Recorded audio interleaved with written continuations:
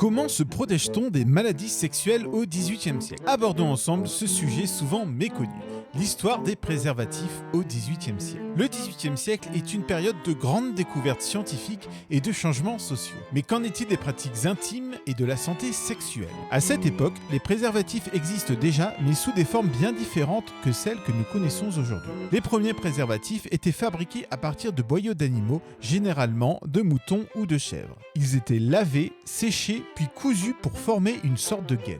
Ces préservatifs étaient réutilisables et devaient être nettoyés après chaque utilisation. L'utilisation des préservatifs était principalement réservée aux classes aisées car ils étaient coûteux et difficiles à fabriquer. Des figures célèbres comme Giacomo Casanova mentionnent leur utilisation dans leur mémoire. Cependant, l'Église et une grande partie de la société voyaient d'un mauvais œil ces pratiques, les considérant comme immorales. Au fil du temps, des innovations ont vu le jour. Au XIXe siècle, l'invention de la vulcanisation du caoutchouc par Charles Goodyear a permis la fabrication de préservatifs plus résistants et moins coûteux.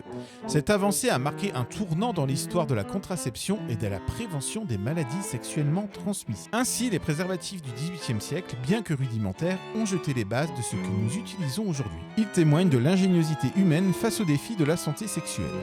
Merci de nous avoir suivis dans ce voyage à travers l'histoire. À bientôt.